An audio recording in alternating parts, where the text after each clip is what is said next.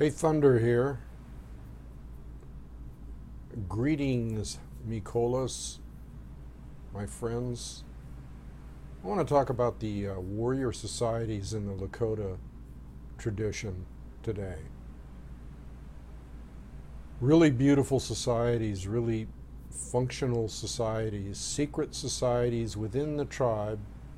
Not too many people know about them because not too many people even know about the tribe, period, the Lakota, and the great leaders that we had with Sitting Bull and Crazy Horse. And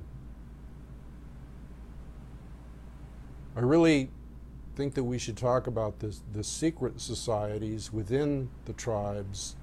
And there were a lot of them, and they were just awesome. And they were called warrior societies. And first of all, you had societies like the Braveheart Society, or you had some of the dream societies like the Hoka, which means sacred clown, but it had even a deeper meaning than that. It had to do with the thunder beings. And then you had the Buffalo Dreamers, and you had the Akasita, which were the tribal guardians. And when I mean guardians, I mean within the group. And then you had what they called the Silent Eaters.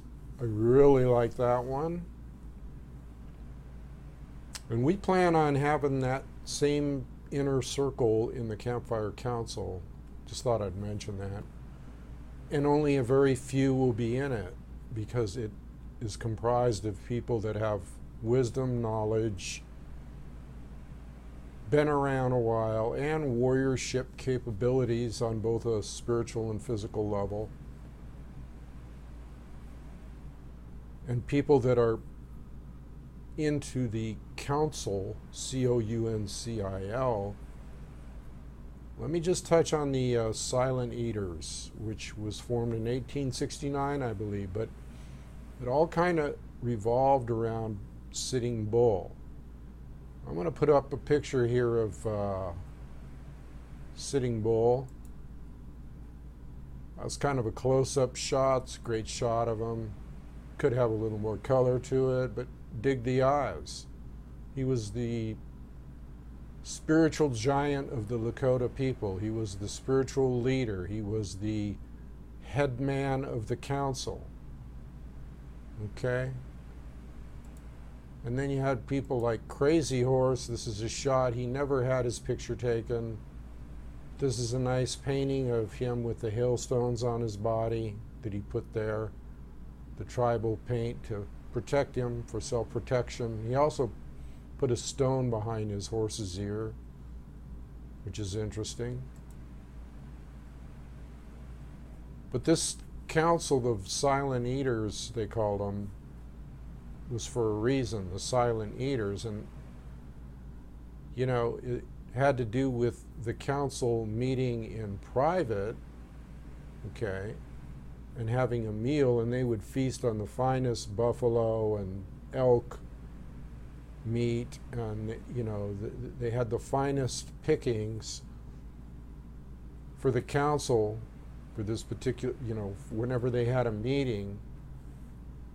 And they would sit around in council and talk about things that concerned the tribe, things that needed to be taken care of,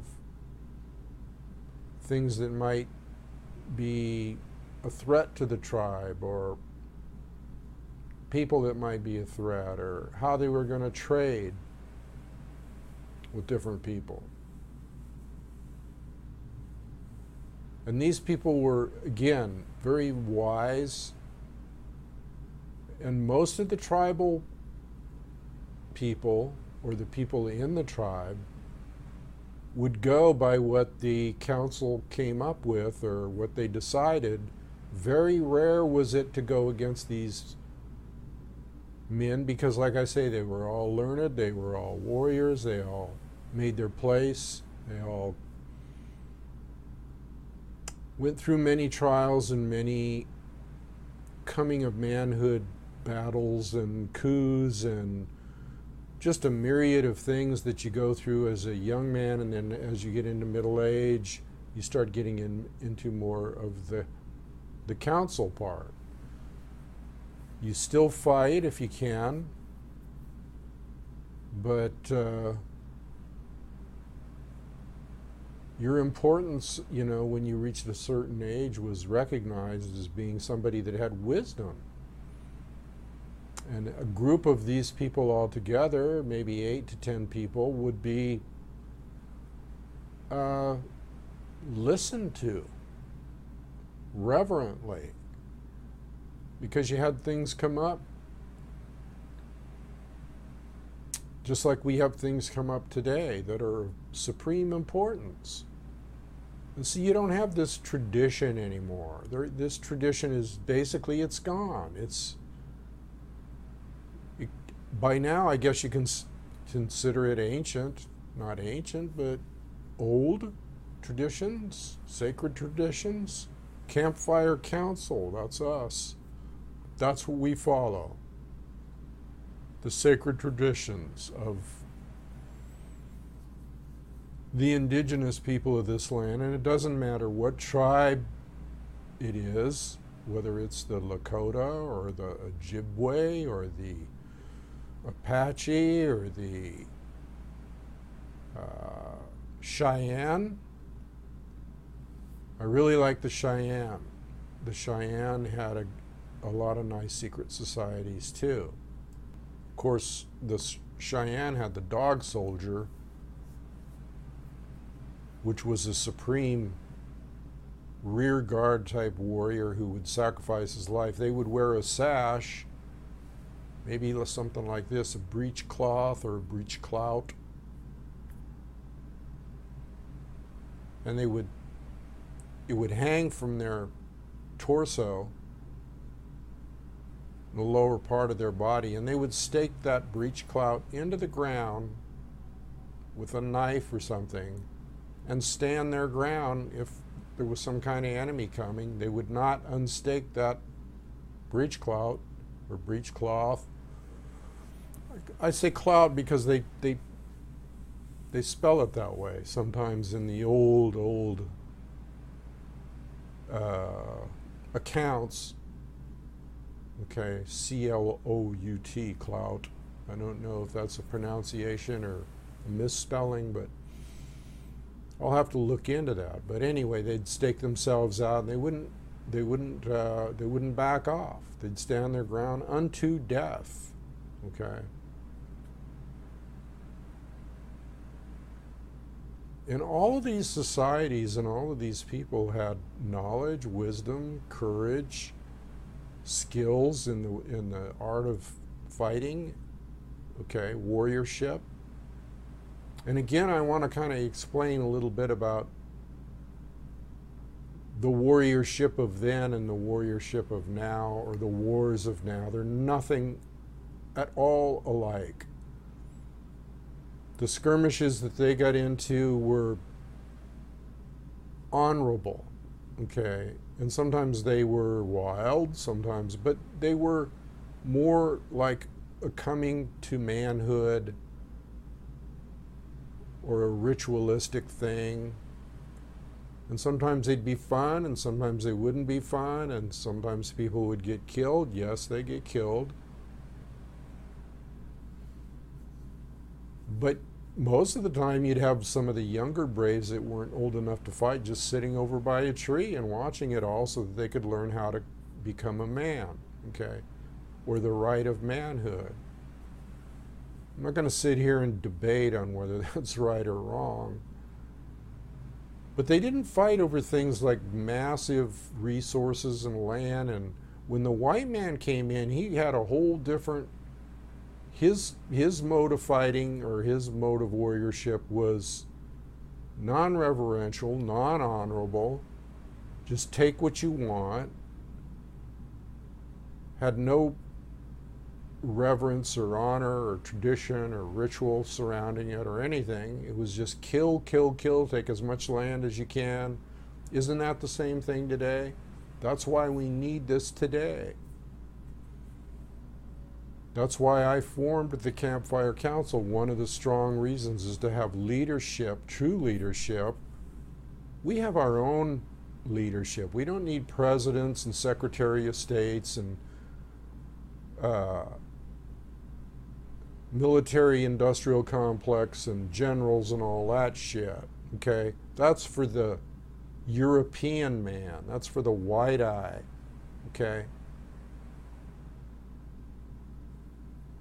Now, I'm not saying that there isn't people out there that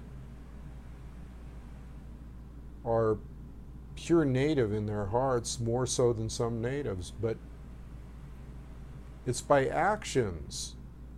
Your actions determine whether you have real courage or a warrior or honorable or any of that stuff. It's by your actions. And I've gone over this many, many times before about how Crazy Horse was honorable and Sitting Bull, and they were all looked up to and revered by the people and treated the people with kindness. And they never spoke with a forked tongue. They never lied. That's why they sat in council, so they could all sit around and talk about how they wanted to lead the people in the correct manner, in the most unobtrusive, least harmful manner. They were true protectors. They were true leaders. That's the point I'm trying to make here, is about leadership and counsel. And the thing that is important about the Campfire Council, which is an organization that I sit on the board of and is a nonprofit, sacred organization that has to have a name and fit into certain parameters, but like I said before, it's all up here, the Campfire Council. For me, doesn't matter whether I ever get an office or whether I ever do anything else, because it's all up here. And that's the kind of people I'm looking for in any race, whether it be yellow, red, black, brown, white, tribe. It's all tribal. But I'm talking about reverence and honor. I'm talking about not lying. I'm talking about not jiving around with people.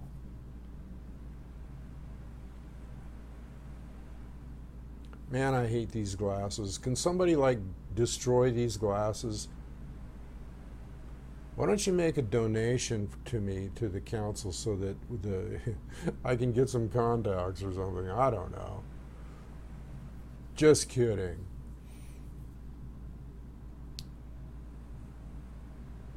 It's a bitch getting old. Gotta have glasses and this and that, and don't really need them, though. It's all just a state of mind. I've taken my glasses off and seen perfectly clearly on some days. It's like, okay, what's going on today? So it just goes to show you that it's all in your mind. Somebody said you got to wear glasses when you get older, in my belief system, somewhere along the line. I don't know.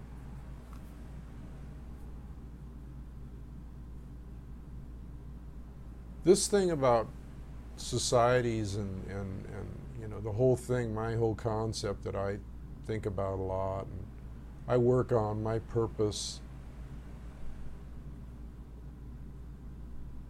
and I think a lot of other people's purpose is kind of like at critical mass. It's like,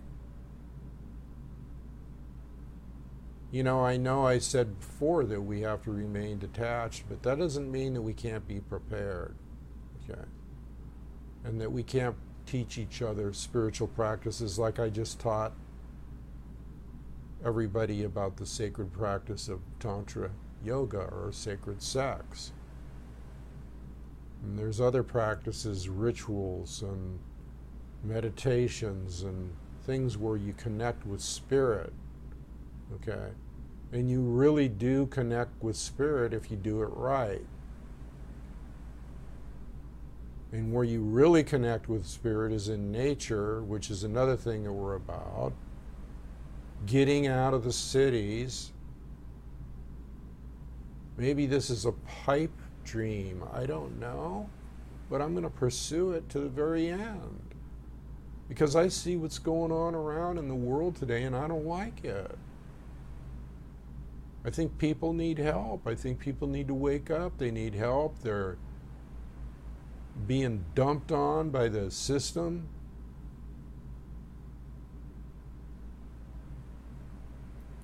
I saw a little article written by a man I really respect, who used to be in the government, very, very deep in the government, as a financial czar, and he also was the editor of the Wall Street Journal, and he's been deep into the government, and now he's like an atheist government-wise. I mean, you know, he's a political atheist. He doesn't believe in any party because he sees the destruction and the way everything is going. He just wrote an article, him and another guy wrote an article on what would happen if we had one nuclear bomb go off. One. Just one. And they constantly, this is their kind of war. A war of, trying to possess every nation or control every nation on earth. Hegemony, I think it's called. Hegemony. And I learned that word from him, which means taking over everything and not even not thinking clearly. Now, the silent eaters would have never done that. They would have never done that. They would have never put the people that are under them in the tribe in any kind of harm's way, if at all possible. And yet these people, these no-brain people, idiots, egotistical maniacs, psychopathic leaders, are talking about limited nuclear warfare. There is no such thing as limited nuclear warfare. Used to be that people thought there could be, we'll just shoot a couple of nukes over here, limited nukes, or we'll stop them from firing on us and we'll take them out. It's kind of getting critical right now with Russia and China, and the West is like sticking their finger in the eyes of the Russian people and the Russian leaders. And I swear those people have more morals than the Americans, because they talk more sense than, and so it's kind of like a switchback in history, man. History repeating itself. You've heard of that term, right? Where history repeats itself. But you don't realize that history might repeat itself here. Like, say, if there was a Nazi Germany and there was some type of genocide, or if there was a genocide here in America with the native indigenous people, history repeating itself means just that. But it doesn't say where and in what society. Doesn't mean Germany's going to have another Nazi resurrection, although they are, and there is some of that. But right here in America, you got that whole feeling coming in, the whole police state feeling, the whole something's in the wind type feeling, okay? And something is in the wind. Just a matter of when, not wind, when.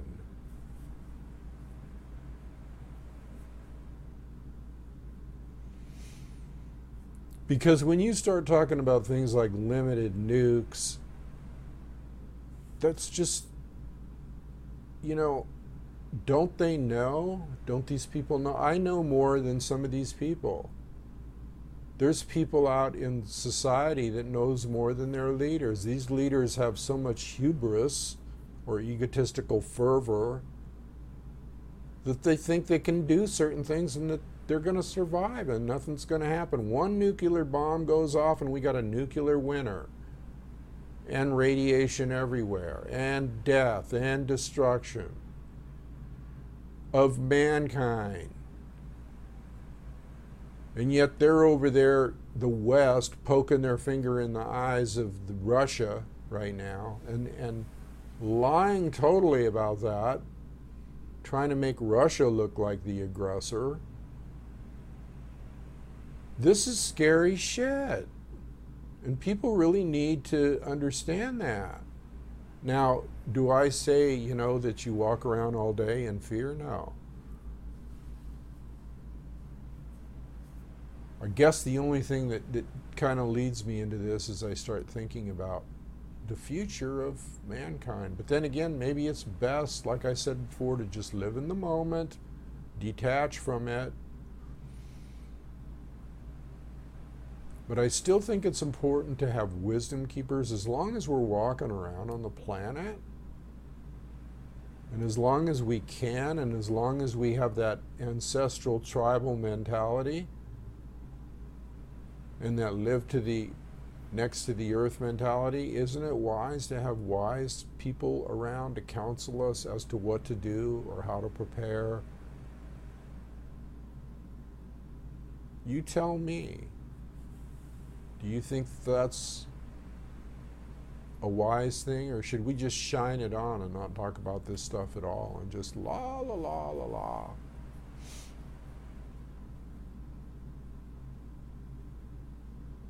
I saw a thing the other night. Sometimes I watch Netflix just to entertain myself, although it's really, like I said before, it's really hard to find stuff on there.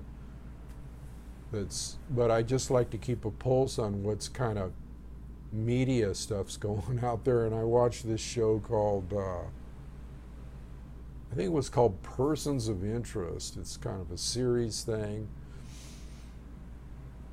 And this was like back in 2011, and it showed all kinds of stuff like how they listen, how they can take a cell phone and use it through the NSA, the National Security Agency system, to like look at different people, see what they're texting. A guy can walk up next to you with the cell phone and hack right into your phone on this show. Now this was in 2011. They didn't even and they were talking about the NSA back then. What were they preparing people for?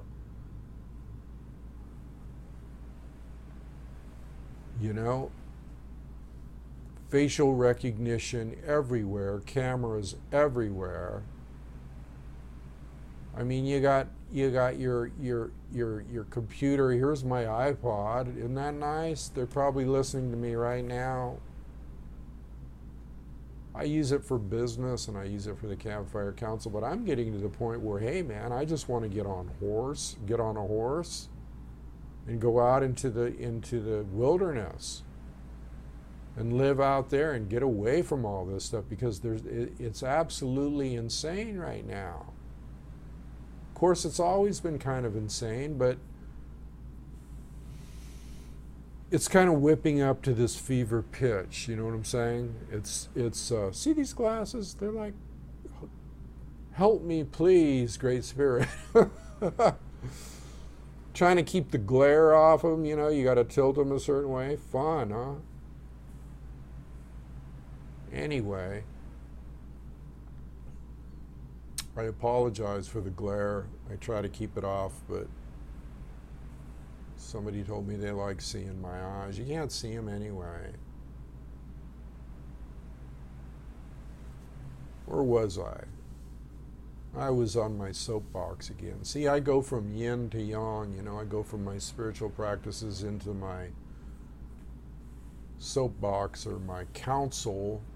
I guess I should call it council, C-O-U-N-S-E-L, in the council, C-O-U-N-C-I-L. Council from the council. How's that? Council of one. Anybody want to join me? That seems to be a problem nowadays with people with courage. That's why I like this particular person and a few other people that I see on alternative media that under threat of death, they're standing there speaking the truth. And you go, what do you mean under threat of death? And I'm saying that people that speak truth could be disappeared anytime, because that's the way the new laws are written. I was also reading, this is kind of an update too. I kind of like to mix everything together, the tribal societies. I don't know what I'll call this. Maybe I'll call it the tribal societies knew what was dangerous and what wasn't. And the clans knew, okay. And they had the Bear Clan and the Wolf Clan and all the different clans. I mean, it was just a beautiful time on Earth. And now it's just a friggin' mess. I was talking the other day about a mass consciousness shift, how Paramahansa Yogananda, a great yogi, was talking about how a consciousness shift could happen all at once. He didn't say how. I presume that he meant through education, but maybe he didn't. And see, I've always had this vision. I've always kind of had this vision. And I think it's getting near, and it's similar to the Hopi vision of emergence, because I even wrote a book about it. Got 2 or 3 books out, by the way. Listen to the Wind, Speak from the Heart, which is an award-winning book, and Emergence, which is a novel of shamanistic knowledge, coupled with some facts about my life growing up in Arizona, and Tantra and martial arts and all kinds of things in there. But this emergence, that the Hopi talk about, is kind of almost like when you read deep into the prophecy and deep into the mythology. In fact, in a lot of different tribal traditions and indigenous people traditions and people of other lands, things could happen overnight. And I hope that somewhere along the line we have some kind of consciousness shift.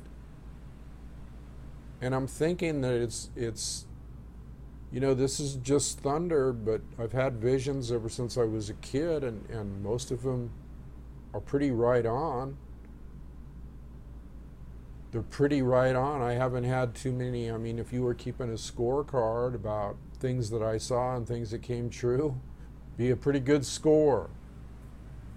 So you can either listen or not. It's up to you. But there's something that's going to come down the road that's going to wake people up like that.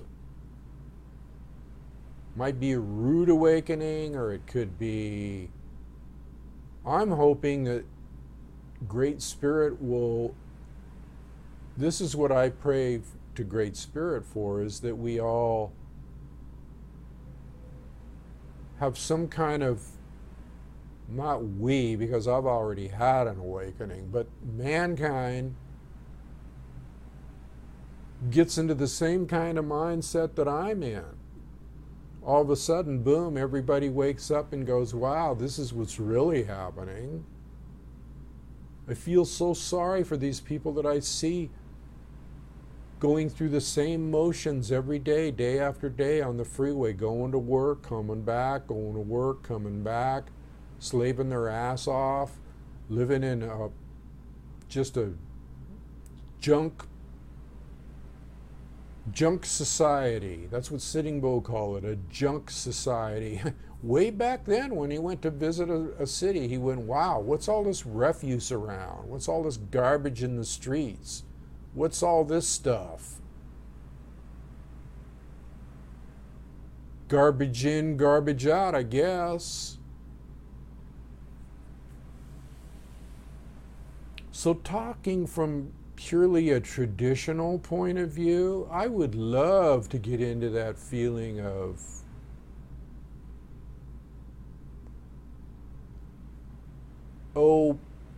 honorable coming to a realization, in a spiritual warrior type fashion. I don't know how to really put this. People waking up. When Crazy Horse said Hoka, hey, he meant, it's interpreted as it's a good day to die, but really what it means is it's a good day to have courage. It's a good day to courage up. In the Bible, it would say, gird your loins. Courage up.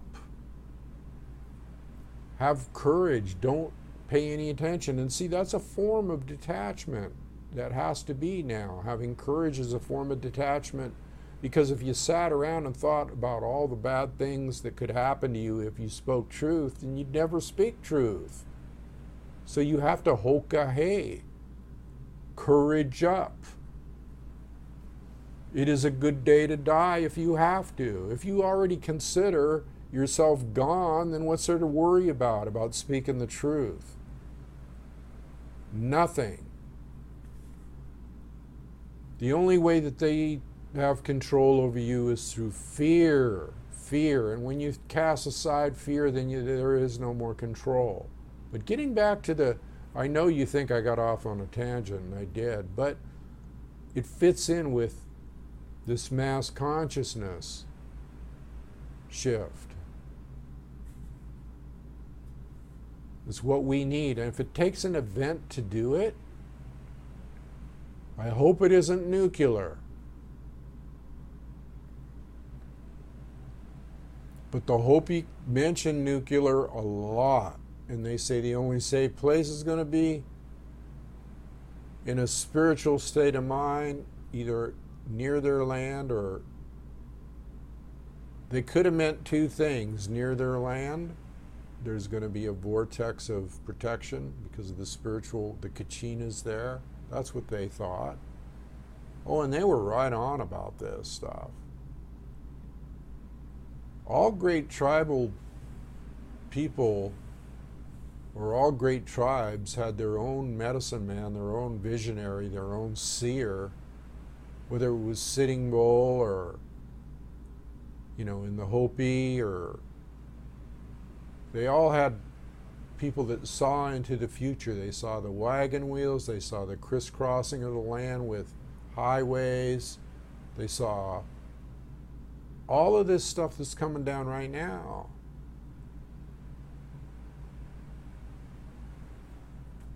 So I say, let's pay attention.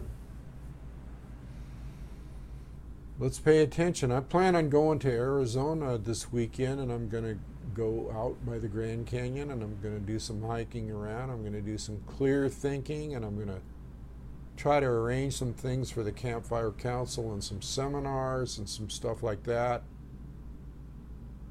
Finally got to the point where, got my schedule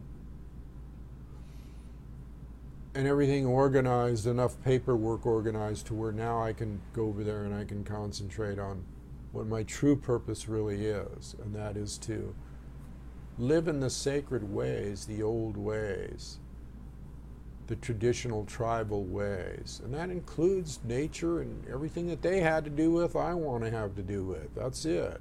Period. End of story. Self-sufficiency. It doesn't hurt to think about self-sufficiency, preparedness, because who knows what's going to happen when this mass consciousness shift takes place. I do believe it's going to take place, in my heart. And like I said before, whether it's a physical event,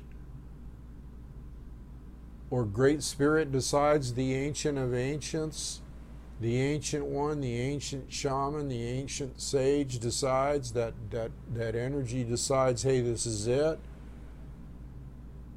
What if everybody was enlightened overnight, they'd think they were going crazy. They would think they were hallucinating, because they would be snapped out of this fog that they're in.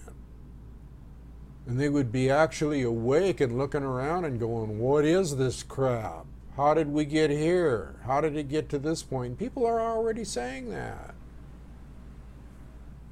And I don't care where you look, it's already there. It's already all around us. It's already happening. We can ignore it and we can detach from it, and I do most of the time.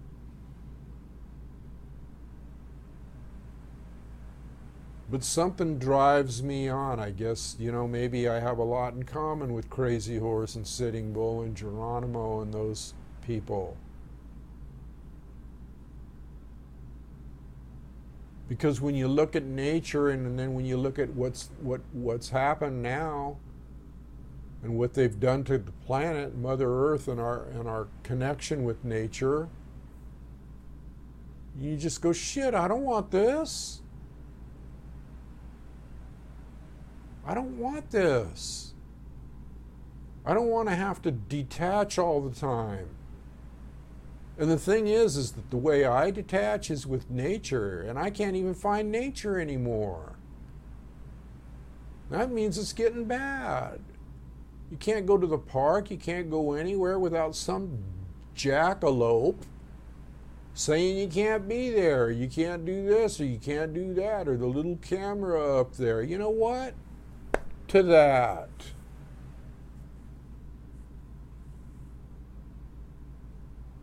It's non-reverence for all my relations. It's non-reverential. It's dishonorable. And it's not only dishonorable, it's hateful and it's evil. And something needs to be done about it, and I just pray to Great Spirit that something happens, something comes down.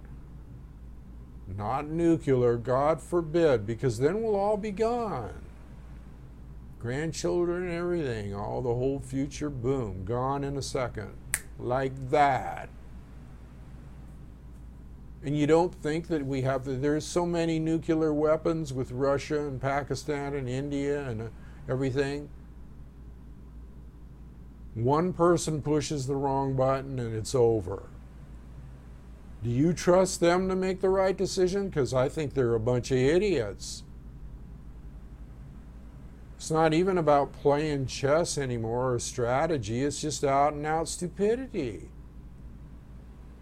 It's like a circle jerk.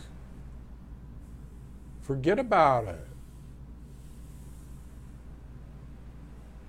Real people need to step up to the plate and talk about it, just like I'm talking about it now. Of course, nobody wants to hear truth. They want to turn a blind eye in this duality. But there were always great, great warriors, tribal leaders in all cultures, holy men, shamans. Most of them were like in the warrior societies. But those were honorable societies. Those were societies that were to keep people from going to war and to keep out of harm's way. These idiots today want to put people in harm's way. You get my drift here? They want to put people in harm's way. And for what? More money, more power, more land, more this, more that, their own egotistical, mental masturbation, whatever they're into. These people need to we need to count coup on these people. Sometimes I think about this old story about, I'm torn, really, because of this spirit that I have within me that says, no, this isn't right. But I think of this old story sometimes, this old joke about, was a guy in a flood. And the water kept coming up further and further, and he went up to the first floor of his house, and these guys came by in a rowboat and said, "Hey, you want to get out of here?" And he goes, "No, it's okay. I don't think it's a problem, I'll just wait it out. I can go higher. Okay, see you later." And he went through these series of things like this. Eventually it ended up where he was on the roof of his house and a helicopter came down and said, "Hey, you want to lift out of here?" Because the water was still rising. And he goes, No, I don't think it's going to, I think it's going to be, what happened was he ended up drowning, okay? And when he got to the pearly gates up there, he goes, "Why didn't you help me?" And St. Peter or God or whoever said, "Well, I sent a rowboat and a helicopter." And so the moral of that story is, maybe we have to take decisive action on our own and not have this pie in the sky Pollyanna type attitude that it's good, no, it's okay. Whatever the case, it should be interesting, shouldn't it? But think about the warrior societies. I'm going to end it on a good note here about the warrior societies and the sacred societies and Sitting Bull and Crazy Horse and the real people, the human beings they called them, of this land and this earth and this planet. Technology has taken us down a slippery slope of insanity. And the less you have to do with their system and their thinking as to what, how we should live, the better off we're going to be. Let's get back to reality. Anyway, where is it here? Campfire Council will be up there. You can click on that little sign, really. Don't just look at it, click on it, and it'll take you right to the Campfire Council. You got my books and the purpose of the organization and the newsletter and the donate button and all this stuff. If you think that this is important, share it. At least spread the word about, hey, let's wake up, people. Let's start thinking about the sacred ways. And you don't have to be a full-blooded tribal member to think about the sacred ways. That's why I'm here to educate people, and others are here to educate people about these ways. Come hell or high water. So anyway, I'm out of here. I love you people, or I wouldn't be doing this. I've been getting some donations, and I appreciate it. Keep it coming. I love it. It helps us out here. It helps us, It's going to help, with fees, and I'm also looking for volunteers. But I'm finding that there are so many young people out there that are coming out of college, that I've spoke to anyway, that just don't have it together. Excuse me. They come out of college, they don't even, and they might have had a business class or something about PR and business practices and stuff like that. They don't even know. They don't have a clue. When you get right into the nitty-gritty, it's like they just went through the paces of college and learning, but they really don't know anything. They don't know anything about the street smarts or street savvy or the facts of life or anything. And they do stupid things, unfortunately. And even older people. There's no responsibility anymore. There's no coherent thought. There's not anything. Everybody's dumbed down. Don't be dumbed down. Let's lift our spirits, people, and get something going here. Okay, this is Thunder from the one eye of the heart. Bless you all, and I'm out of here.